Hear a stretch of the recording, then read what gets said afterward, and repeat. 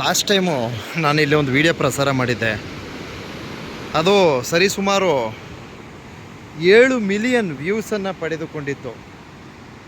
Sir ನಾನು ಹೇಳ್ತಾ ಇದ್ದೆ ನೋಡಿ, ಪ್ರವಾಸಿಗರು ಮುನ್ನೆಚ್ಚರಿಕೆ ವಹಿಸಿ ಇಲ್ಲೆಲ್ಲ ಬರಬಾರ್ದು, ತುಂಬ ಅಪಾಯದ ಸ್ಥಳ.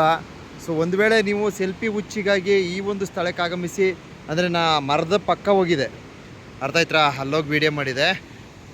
ಈ ರೀತಿ ಸೆಲ್ಫಿ ಹುಚ್ಚಾಟದಿಂದ ನೀವು ಸೆಲ್ಫಿ ತಗೊಳ್ಳೋಕ್ಕೆ ಈ ಒಂದು ಹೊಳೆ ಪಕ್ಕದಲ್ಲಿ ಆಗಮಿಸಿದಲ್ಲಿ ಪ್ರಾಣ ಅಪಾಯಕ್ಕೆ ಒಳಪಡ್ತೀರಾ. ಸೊ ಜೋಪಾನ, ದಯವಿಟ್ಟು ಯಾರೂ ಸಹ ಏನು ನೀರಿನ ಪ್ರಮಾಣ ಹೆಚ್ಚಾದಂತಹ ಸಂದರ್ಭದಲ್ಲಿ ಈ ಒಂದು ಫಾಲ್ಸ್ನ ಮೇಲ್ಭಾಗಕ್ಕೆ ಭೇಟಿಯನ್ನು ನೀಡಬೇಡಿ ಅಂತ ಸಂದೇಶವನ್ನು ನೀಡಿದೆ ಬಂಧುಗಳೇ. ಸೊ ಅದಕ್ಕೆ ನನಗೆ ತುಂಬ ಜನ ತರಾಟೆ ತಗೊಂಡ್ರು, ತುಂಬ ಜನ ಬಾಯಿ ಬಂದಾಗೆಲ್ಲ ಬೈಕೊಂಡು ಕಮೆಂಟ್ ಹಾಕಿದ್ರು. ನನಗೇನು ಬೇಜಾರಿಲ್ಲ. ಅದರಲ್ಲಿ ಒಂದಷ್ಟು ಜನ ತಿಳುವಳಿಕೆ ಇದ್ದಂತಹವರು ಸಹ ಒಳ್ಳೆ ಮೆಸೇಜ್ ಕೊಟ್ರಿ ಅಂತ ಹೇಳಿದ್ದಾರೆ. ಸೊ ಅಂಥವ್ರಿಗೆ ಒಳ್ಳೆಯದಾದರೆ ಸಾಕು. ಸೊ ದುರಹಂಕಾರದಲ್ಲಿ ಒಂಥರ ವಂಕುತನವನ್ನು ಮೆರಿತಕ್ಕಂಥವ್ರಿಗೆ ಅದು ಸಂದೇಶವೇ ಅಲ್ವೇ ಅಲ್ಲ. ಸೊ ಇದು ನಾವು ಹೇಳ್ತಕ್ಕಂಥದ್ದು ನಮ್ಮ ಧರ್ಮ, ನಾವು ಹೇಳಿದ್ದೀವಿ, ಕೇಳೋದು ಬಿಡೋದು ನಿಮ್ಮ ಕರ್ಮ. ಇನ್ನೂ ಒಂದಷ್ಟು ಜನ ಏನಂತ ಹೇಳಿದ್ದಾರೆ, ನೀನು ಯಾತ್ಕೋದೆ ಅಂತ ಕೇಳಿದ್ದಾರೆ, ಅರ್ಥ ಆಯ್ತಾ, ನೀನು ಯಾತ್ಕೋದೆ. ಸೊ ನೋಡಿ, ಪ್ರವಾಸಿಗರು ತಮಗೆ ಅರಿವಿಲ್ಲದಂತೆ ಸೊ ಈ ಒಂದು ಸ್ಥಳಕ್ಕೆ ಆಗಮಿಸ್ತಾರೆ. ಇಲ್ಲಿ ಒಂದು ಪಾರ್ಕಿಂಗ್ ವ್ಯವಸ್ಥೆ ಇದೆ, ತುಂಬ ಜನ ಅವ್ರಿಗೆ ಗೊತ್ತಿಲ್ಲದೆ ಬರ್ತಾರೆ ಇಲ್ಲಿಗೆ. ಇಲ್ಲಿ ಪಕ್ಕದಲ್ಲೇ ನೋಡಿ, ನನ್ನ ಹಿಂದೆ ಒಂದು ಪಾರ್ಕಿಂಗ್ ವ್ಯವಸ್ಥೆ ಇದೆ. ಸೊ ನಾನೀಗ ಅದನ್ನು ತೋರಿಸ್ಬೋದು, ಅದನ್ನು ತೋರಿಸ್ತಾರೆ, ನೀನೇ ಜಾಗ ತೋರಿಸ್ಕೊಟ್ಟೆ ಅಂತಾರೆ. ಅರ್ಥ ಆಯ್ತಾ, ಅದಕ್ಕೋಸ್ಕರ ಅದನ್ನು ನಾನು ತೋರಿಸ್ತಾ ಇಲ್ಲ. ಸೊ ನೀನೇ ತೋರಿಸ್ಕೊಟ್ಬಿಟ್ಟೆ, ಅದರಿಂದ ಎಲ್ಲ ಬರ್ತಾರೆ, ಎಲ್ಲ ಹೋಗ್ತಾರೆ. ಸೊ ನೋಡ್ರಿ, ಹೇಳ್ತೀವಿ, ಇಲ್ಲಿ ಆಲ್ರೆಡಿ ಬರ್ತಾ ಇದ್ದಾರೆ, ಅರ್ಥ ಆಯ್ತಾ, ಅದಕ್ಕೋಸ್ಕರ ಹೇಳ್ತಾ ಇದ್ದೀವಿ. ನಾವು ತೋರಿಸ್ಕೊಟ್ಬಿಟ್ಟು ನೀವು ಬನ್ನಿ ಇಲ್ಲಿ ಬಿಂದು ಸಾಯಿರಿ ಅಂತ ನಾನು ಹೇಳಿಲ್ಲ. ದಯವಿಟ್ಟು ಅದನ್ನು ಅರ್ಥ ಮಾಡ್ಕೊಳ್ಳಿ, ಹೋಗಬೇಡಿ. ನೋಡಿ, ಇಲ್ಲಿ ಒಂದು ವ್ಯೂ ಪಾಯಿಂಟ್ ಇದೆ, ಇಲ್ಲೊಂದು ಮೇಲ್ಗಡೆ ನಿಂತ್ಕೊಂಡು ವೀಕ್ಷಣೆಯನ್ನು ಮಾಡ್ಬೋದು. ನದಿಯ ಹತ್ತಿರಕ್ಕೆ ಹೋಗಬೇಡಿ ಅಂತ ಹೇಳಿರೋದು, ಅದನ್ನ ಅರ್ಥ ಮಾಡ್ಕೊಳ್ಳಿ ದಯವಿಟ್ಟು. ಅದನ್ನು ಹೊರತುಪಡಿಸಿ ವಂಕುತನದ ಒಂಥರ ಬೇಡದಿರ್ತಕ್ಕಂಥ ಕೆಟ್ಟ ಕೆಟ್ಟ ಕಮೆಂಟ್ಗಳನ್ನು ಹಾಕಬೇಡಿ. ಸೊ ಇದುವೇ ಗಗನಚುಕ್ಕಿ ಜಲಪಾತದ ಮೇಲ್ಭಾಗ ಬಂಧುಗಳೇ. ಸೊ ಗಗನಚುಕ್ಕಿ ಜಲಪಾತದ ಮೇಲ್ಭಾಗ. ಸೊ ನೀವು ಅಲ್ಲಿ ದರ್ಗಾ ಇದೆಯಲ್ಲ, ಮುಂದೆ ದರ್ಗಾ ಇದೆ, ಇಲ್ಲಿ ನೋಡಿ, ಇಲ್ಲಿ ಕಾಣಿಸ್ತಾ ಇದೆ ನಿಮಗೆ, ಇದು ಮಂಡ್ಯ ಡಿಸ್ಟಿಕ್ದು. ಸೊ ಇದು ಅಷ್ಟೇ ಫಾಲ್ಸೇ. ನೋಡಿ, ಇಲ್ಲಿ ಪಕ್ಕದಲ್ಲಿ ದರ್ಗಾ ಇದೆ, ದರ್ಗಾದ ಎದುರುಗಡೆ ನಿಂತ್ಕೊಂಡು ನೋಡ್ರೆ ಇದು ಈಸಿಯಾಗಿ ಕಾಣುತ್ತೆ ಇದು. ಸೊ ಒಂದಷ್ಟು ಜನ ಹುಚ್ಚಾಟವನ್ನು ಮೆರಿತಕ್ಕಂಥವ್ರು ಹಂಗೆ ಬಳಸ್ಕೊಂಡು ದಾರಿ ಮಾಡ್ಕೊಂಡು ಇಲ್ಲೆಲ್ಲ ಬರ್ತಾರೆ ಕಣ್ರಿ. ಅದನ್ನು ಹೇಳಿರೋದು, ಎಲ್ರಿಗೂ ಕಾಣ್ತಕ್ಕಂಥ ಸ್ಥಳ ಇದು, ಇದೇನು ಗೌಪ್ಯವಾಗಿಲ್ಲ, ದಯವಿಟ್ಟು ಅರ್ಥ ಮಾಡ್ಕೊಳ್ಳಿ.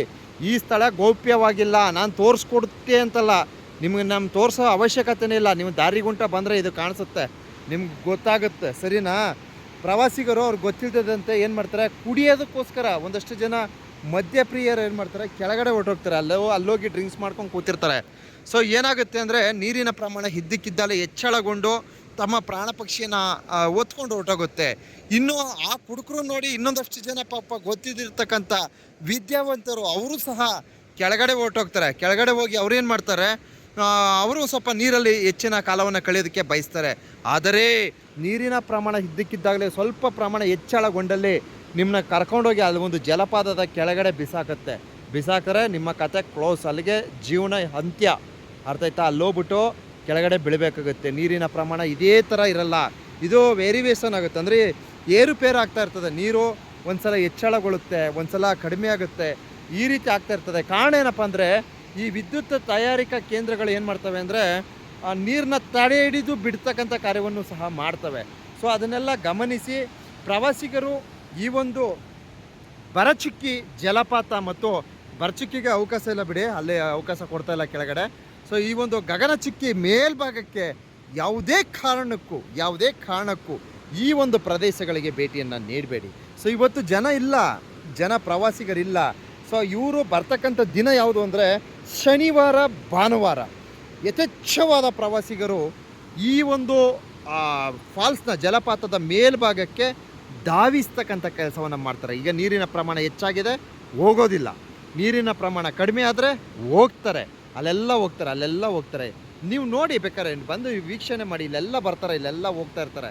ಇದ್ದಕ್ಕಿದ್ದಲ್ಲಿ ನೀರಿನ ಪ್ರಮಾಣ ಹೆಚ್ಚಳಗೊಂಡಲ್ಲಿ ತಮ್ಮ ಪ್ರಾಣ ಪಕ್ಷಿ ಹಾರಿ ಹೋಗುತ್ತೆ. ಸಾಕಷ್ಟು ಜನ ಇದೇ ಥರ ಸಾವಿಗೆ ಶರಣಾಗಿದ್ದಾರೆ.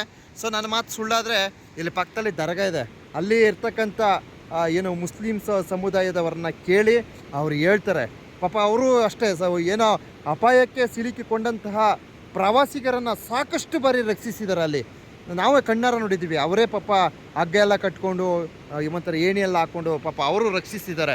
ಸೊ ಅವರು ಅನೌನ್ಸ್ಮೆಂಟ್ ಮಾಡ್ತಾರೆ. ಅಲ್ಲಿ ದೇವಸ್ಥಾನ ಇದೆ, ದೇವಸ್ಥಾನದಲ್ಲಿ ಅನೌನ್ಸ್ಮೆಂಟ್ ಎಲ್ಲ ಮಾಡ್ತಾ ಇರ್ತಾರೆ, ದಯವಿಟ್ಟು ನೀರಿಗೆ ಹೋಗಬೇಡಿ ಈ ಥರ ಎಲ್ಲ ಹೇಳ್ತಾ ಇರ್ತಾರೆ. ಸೊ ಇದನ್ನೆಲ್ಲ ದಯವಿಟ್ಟು ಮನದಲ್ಲಿ ಇಟ್ಕೊಂಡು ಪ್ರವಾಸಿಗರು ನೀರಿಗೆ ಧಾವಿಸ್ತಕ್ಕಂಥ ಕೆಲಸವನ್ನು, ಅದರಲ್ಲೂ ವಿಶೇಷವಾಗಿ ಜಲಪಾತದ ಮೇಲ್ಭಾಗದಲ್ಲಿ ನೀರಿಗೆ ಧಾವಿಸ್ತಕ್ಕಂಥ ಕೆಲಸವನ್ನು ಮಾಡಬೇಡಿ. ಇಷ್ಟೇ ನಾನು ಹೇಳೋದು. ಉರ್ಕೊಂಡು ಕಮೆಂಟ್ ಹಾಕೋರು ಧಾರಾಳವಾಗಿ ಹಾಕರ್ರಿ, ನನಗೇನು ಆಗಲ್ಲ ಕಣ್ರಿ, ನನಗೇನಾಗುತ್ತೆ ನಾನು ಒಂದು ಒಳ್ಳೆಯ ಸಂದೇಶ ಕೊಟ್ಟೆ ಅನ್ನೋ ಒಂದು ಹೆಮ್ಮೆ ನನಗಿರ್ತದೆ ಅಷ್ಟೇ. ನೀವು ಏನಾದ್ರು ಬೈಕೊಂಡಾರು ಹಾಕೊಳ್ಳಿ, ಉರ್ಕೊಂಡಾರು ಹಾಕೊಳ್ಳಿ, ನನಗೇನೂ ಆಗಲ್ಲ. ಒಬ್ರಿಗೆ ಒಳ್ಳೇದಾದರೆ ಸಾಕು, ಅಷ್ಟೇ ನಾನು ಬಯಸೋದು.